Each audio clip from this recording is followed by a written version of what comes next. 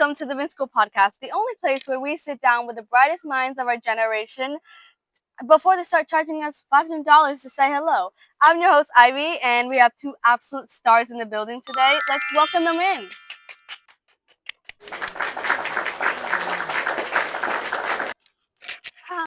Hi.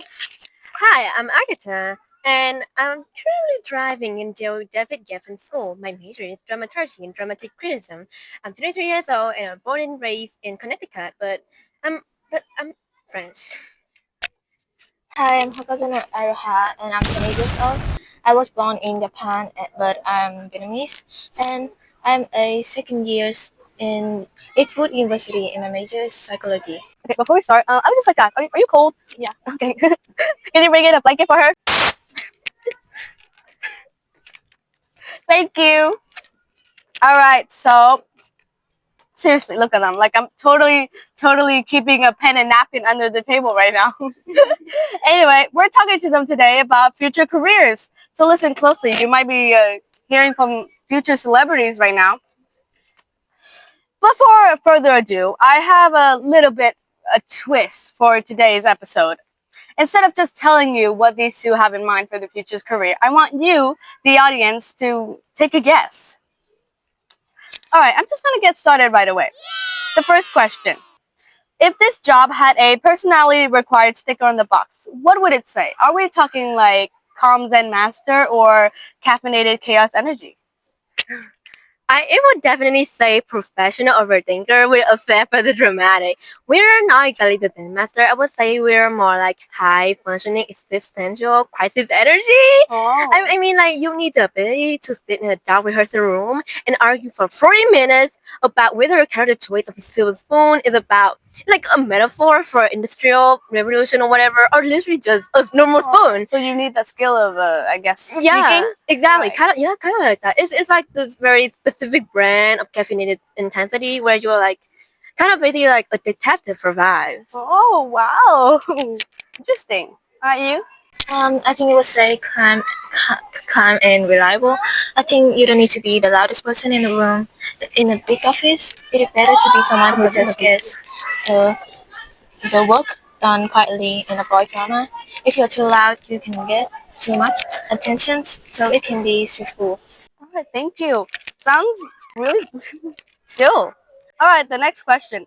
Be honest, is that grueling 8 a.m. lecture actually helping you reach your goals, or are you just leveling up your ability to survive on 3 hours of sleep? You do not want to trigger my fight response right now.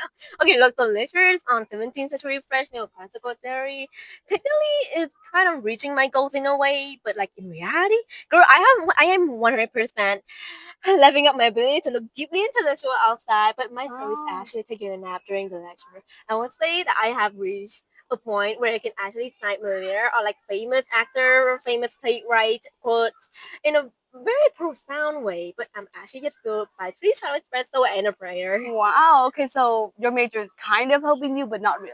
Yeah, right. it's Okay. it's Right. kind of really stressful in a way, and the lecture and everything, like you have to do a lot of research. You have to really invest your time. Oh, in it. that sounds tough. Very, You very and you? tough. Yeah, actually, and studying psychology helped me understand how people think, and it's helped me to learn how to deal with different types of bosses or coworkers. Also, waking up early for class is good practice for a real job. Like it helped me build a discipline routine. Okay, so I guess your job requires a lot of social and talking with other people, I'm guessing. All right. The next question. Is a fancy frame diploma a must-have for this gig, or someone could theoretically learn it via a very intense and deep YouTube rabbit hole? Can you learn Greek history, the tragedy of Greek history on YouTube? Probably. Sure. Can a 2 a.m. video essay explain your structural integrity of a fireplace? Probably. But you cannot. You cannot. YouTube, the sheer trauma of your critique session. That fancy frame diploma you talk about is basically a glorified receipt that says, hey, yeah, I have survived at being told that my artistic vision was derivative by a man wearing a $900 turtleneck. Okay. But like you actually need to, I feel like you need to get that piece of paper into the rooms where the real magic and like, you know, like the real arguments actually happen. Okay, so it's a very intense job. That's very, very intense. Someone probably can't learn this through YouTube. you might learn just a small piece, but like from that you need to All right, thank you. Yeah, I think it is necessary because like you can learn anything on the internet, but big companies usually even don't even looking at your application if you don't have a university degree. It is the first thing they check sometimes. Okay, so what I'm getting is you technically can learn this through YouTube, but it's probably better to have a diploma then. Okay, all right, next question. Besides a pulse and a positive attitude, what official stamps of approval do you need on your CV to prove you aren't just winging it? Beside a pose, I would say that you need a CV that looks like a map of the world's most pretentious libraries. Like you need full-on credits of like a script reader, a production dramaturge, or like a literary internet That's a pieces lot. that have like stage or place out in their name. And essentially, you would need enough staff to prove that you can handle being in a room full of actors with egos the same size of small planets without crying. So at least like not crying in front of them. Okay, so this is definitely not a job for like someone who's socially awkward then. Yeah, this is not a job for the weak. All right, Definitely all not. right. Thank you. What about you? I think beside a degree, language certificate are very important. Like since I am Vietnamese and Japanese, so having certificate to prove that I'm fluent in both, and plus English to make sure like to make me much more valuable to international companies. Okay, I would like to ask, is this like language certificate like you need to have it for this job, or is it just more of a way to show that like you're more worthy than others? Not really. I think it's more like just a way to show my talents and like this worthiness of being accepted into the company. Okay, all right, thank you. Next question. From day one to I actually know what I'm doing day, how long is the apprenticeship? Are we talking about a summer boot camp or a Grey Anatomy style marathon? It would definitely be like a Grand Anatomy style marathon, but like with fewer hospital romances. On day one, you think that you're this kind, you're like a genius, but by year two, you realize that you know absolutely nothing about this.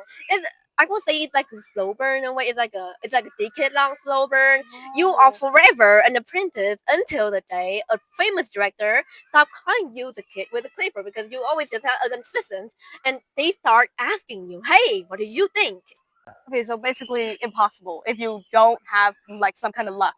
Yeah, so it kind of really depends on that in a way, and if anything, it's more like a forever apprenticeship in a way. That sounds really tough. Okay.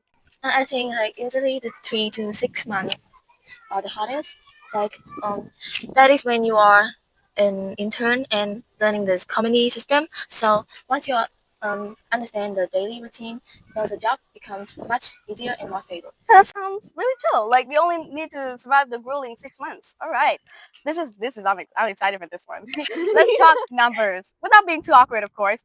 Are we talking about buying a private island kind of money, or more like I can finally afford the actual guac at Chipotle money? Okay, wait. Listen here, hear me out, All right.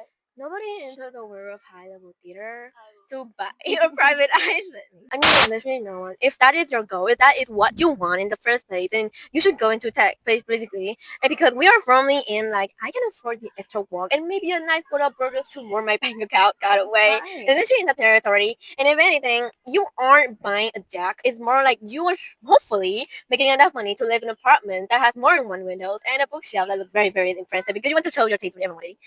So your salary is not really stable then. It's not really stable. Alright, Yeah, I think it would alright. depend on your skills and your experience more. So I guess it's more like a ambition kind of job. Yeah, it's like Alright, thank you. I want to be rich and rich. Okay. But not stand out. I want to live comfortably and without having to worry about bills or by tax in general. Okay, thank you. Okay, so basically what I got from that is you want to be rich. Yeah. Alright, I got it. Alright. I love how simple your job sounds. Alright. That's all 8 questions. Do you, the audience, have your answers locked in yet? I'll give you 5 seconds. 5, 4, 3, 2, 1. Alright, so it's time to reveal what their future careers will be. okay. My future career is something that a lot of people might not think first when they think about their future careers because it's something in like a major that's I won't say that it's not very popular in with the world right now. You want a job that has like a more secure future. For example, tech or like, business or something like that. So I'm gonna be right now. My future career or my dream future career is artistic director. Wow, you really look it. Like I love this outfit. I know, right? I just want to be a regular office worker in any company as long as I make a lot of money. Wow, that definitely knew what you wanted to do. Also, I love your outfit as well. It's really Yeah. simple. Thank you.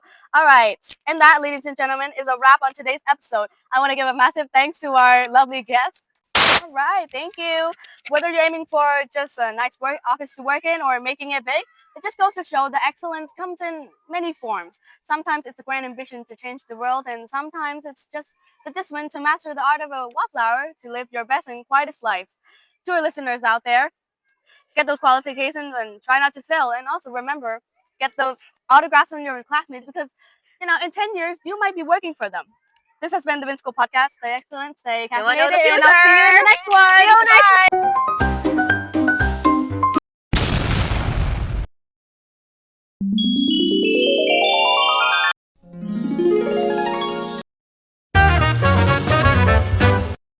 Goodbye.